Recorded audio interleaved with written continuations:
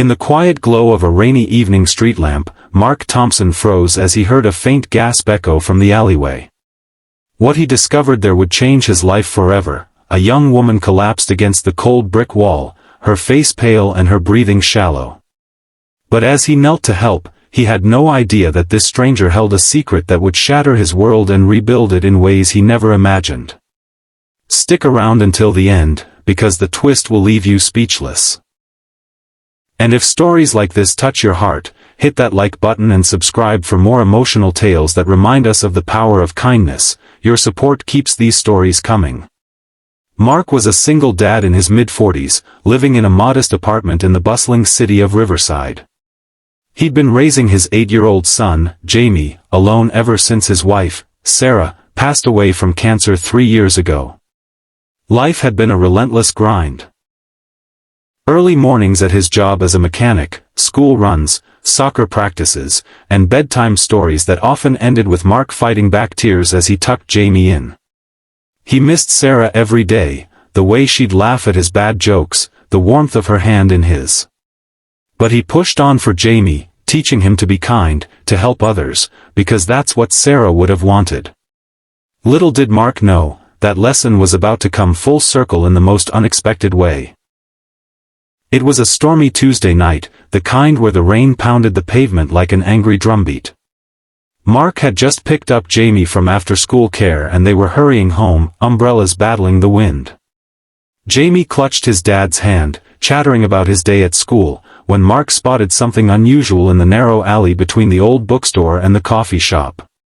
At first, he thought it was just a pile of discarded boxes, but then he saw movement. A figure slumped against the wall, soaked and shivering. "Dad, look!" Jamie pointed, his eyes wide with concern. Mark's heart skipped a beat. He handed Jamie the umbrella and approached cautiously. "Hello? Are you okay?" he called out. No response. As he got closer, he saw it was a young woman, maybe in her early 20s, with long dark hair matted by the rain. Her clothes were torn, and she was clutching her side, her face contorted in pain. She looked up at him with hazy eyes, murmuring something incoherent before her head lolled back. Without a second thought, Mark knelt beside her. "Hey, stay with me. I'm calling for help." He dialed 911 on his phone, his voice steady despite the adrenaline surging through him. Jamie stood a few feet away, watching with a mix of fear and curiosity. The operator assured him an ambulance was on the way, but the rain was delaying traffic. Mark couldn't just wait. He shrugged off his jacket and draped it over her, then gently checked for injuries. There was a gash on her forehead, and her arm seemed bruised, but what worried him most was her labored breathing. "What's your name?" he asked softly, trying to keep her conscious. "Emily," she whispered, her voice barely audible. "Please, don't leave me." "I won't," Mark promised, his paternal instincts kicking in. He thought of Sarah in her final days, how helpless he'd felt watching her fade. He wouldn't let that happen again, not to anyone. When the ambulance finally arrived, the paramedics loaded Emily onto a stretcher. Mark gave them what little information he had and watched as they sped away, sirens blaring. Jamie tugged at his sleeve. "Is she gonna be okay, Dad?" "I hope so, buddy," Mark replied, pulling his son close. But as they walked home, Mark couldn't shake the feeling that this wasn't over. Something about Emily's eyes, hazel, just like Sarah's, lingered in his mind. The next morning, Mark couldn't focus at work. His mind kept drifting back to the alley. During his lunch break, he called the hospital to check on her. To his surprise, the nurse told him Emily had no family listed and was asking for the man who'd found her. "She says you saved her life," the nurse added. Mark felt a pull he couldn't ignore. After work, he picked up Jamie and headed to the hospital, stopping to buy a small bouquet of flowers, nothing fancy, just something to brighten her room. When they entered, Emily was sitting up in bed, bandaged but alert. Her face lit up when she saw Mark. "You came," she said, her voice stronger now. I didn't even get your name last night. Mark, he replied, handing her the flowers. This is my son, Jamie. Jamie waved shyly. Hi. Dad says you're tough for being out in the rain like that. Emily laughed softly, wincing a bit. Thanks, kiddo. I guess I am. She explained what happened. She'd been mugged on her way home from a late shift at a diner. The attacker took her purse and phone, leaving her disoriented and injured. With no one to call, no parents, no siblings, she'd collapsed in the alley, thinking that was the end. If you hadn't shown up. Her eyes welled up.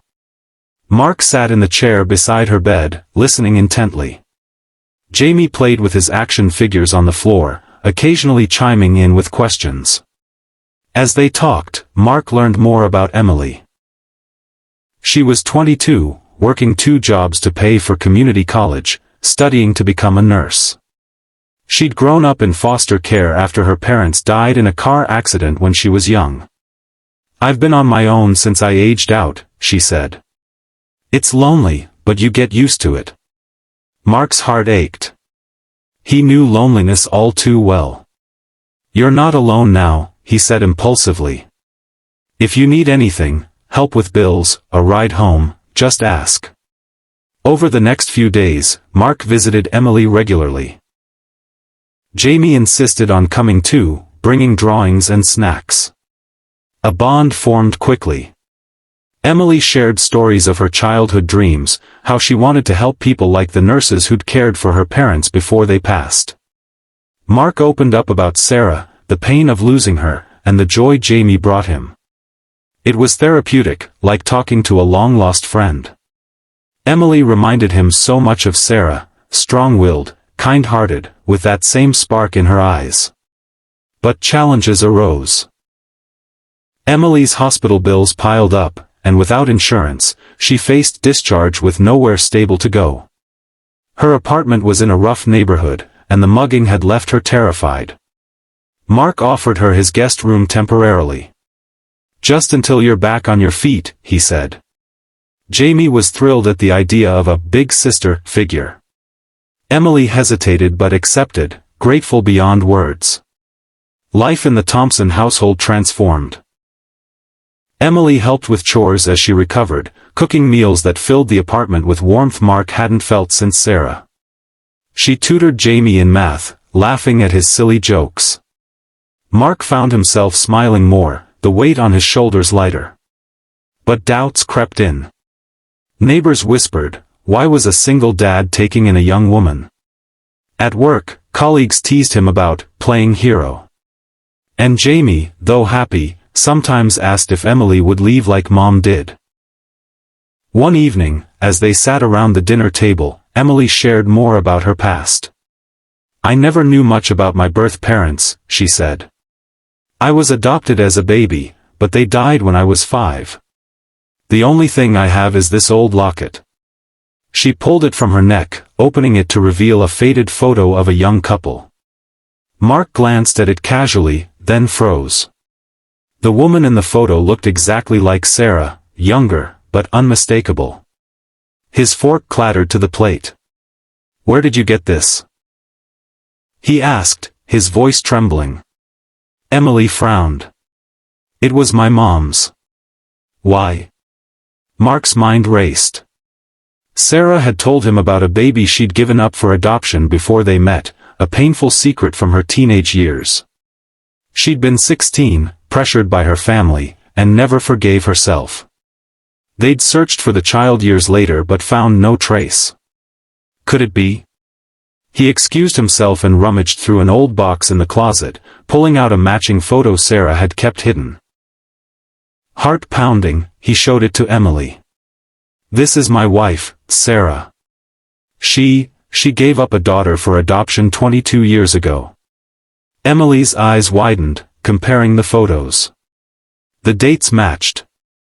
The birthmark on the baby's cheek in Sarah's story, Emily touched her own cheek, where a faint mark remained.